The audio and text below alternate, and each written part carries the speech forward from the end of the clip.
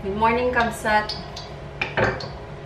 Hatid ko na si Neraya. So, magluluto na ako.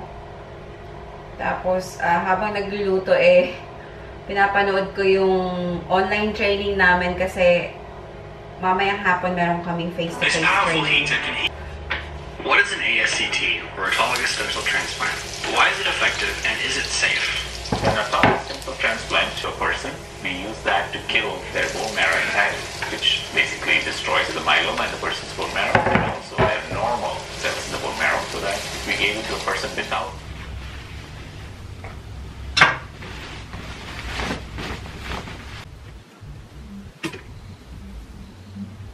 Tayo ay tapos ng maglinis, maglaba, nakapag-shower na rin ako.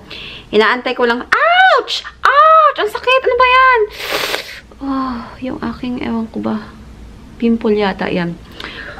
Anyway, dapat alas 12 ang aking alis. Kasi 1:15 pa naman yung simula ng aming face-to-face training. Pero kasi si Mister, kinuha yung sasakyan kasi meron dalawang matanda dito sa harap kanina ng bahay. Kasi harap ng bahay namin is bus stop, Kabsat. So, parang natumba daw yata yung matanda, yung babae. And may kasama siyang isa ring matandang lalaki. So, inatid niya malapit sa ospital yung kanilang bahay. Tag na to. Sabi ng asawa ko, why don't you go to the hospital? I will drop you there straight away. Tapos sabi ng matanda, sabi niya, okay lang, sabi niya. Pero parang na-convince yata na magpa-emergency. Kasi syempre pag matanda, very vulnerable sila, diba? Pag ganyang may mga falls, ganyan. So, dinala niya sa urgent care daw. Ngayon, pabalik na yung asawa ko. Inaantay ko siya. And super traffic naman dito sa harap ng bahay. So, hindi ko alam kung anong oras siya makakapunta.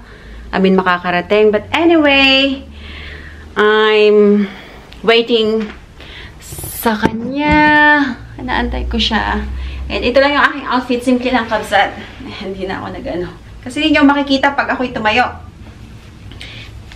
Ganyan. So, doble lang yung aking suot. Hindi na ako mag-jacket kasi yung jacket ko, Kabsat, yung bago-bago kong jacket, binigay ko sa aking hipag nung umuwi ako sa Pilipinas kasi nagpunta siya ng Italy. So, nagkaroon siya ng work sa Italy. So, kararating lang namin ng aking anak kasi galing siya ng gymnastic niya. So, meron ako nakita letter doon sa, dito sa may, namin, sa may pintuan namin. So, nakalagay dito, to a very kind neighbor, please look behind the dustbin. Pero, box of chocolates. Let's read first what she said. So, it says here, for us, not just for me, for all of us. To a very kind neighbor, please look behind the dustbin. So, let's see. It's a card! So, sabi niya, Dear unknown friend, sabi niya, we would like to thank you so much for the kindness shown to us when my husband became unwell the other day. And you drove us. Oh, so yung matandang lalaki yung natumba, kala ko yung babae. And kindness shown to us when my husband became unwell the other day and you drove us home and then to the hospital. My husband is feeling so much better and is awaiting further tests to be made. Nasa hospital pa din siya. With our sincerest of good wishes to you and your family, Susan and John. Mama? Oh, I hope he will get better soon. Nasa hospital pa yung bata. Mama? Who's Susan and John? We don't know. That's it. Remember, it's like a grandpa and grandma, the one who's waiting outside for the bus. And Dada drove them home and then to the hospital. Nasa hospital pa yung matandang lalaki. Oh, now I remember. Pero, ang bait naman. We have to call Dada about this one? Yeah. Yeah, you have Yes, to call. call him. And you have to read it and then Dada's going to cry. Dada's going to cry. Let's call Dada. Dada's going to cry. Let's see. I'm going to share Dada my sweets. Yeah, gotcha. Wala, nakakatawa, Kabsat, di ba? Pag ganitong, ganun talaga, no? Kapag maganda yung... Maganda umaga.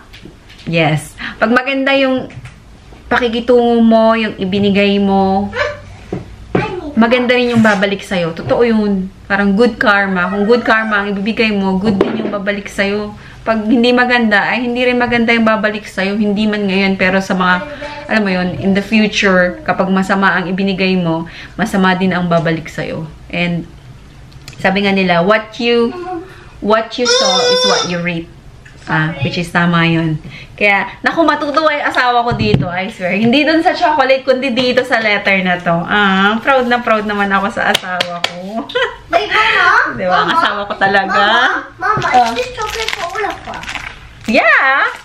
It's actually for Dada. I don't know why you're eating now. But Dada will be so much happy once he read this letter.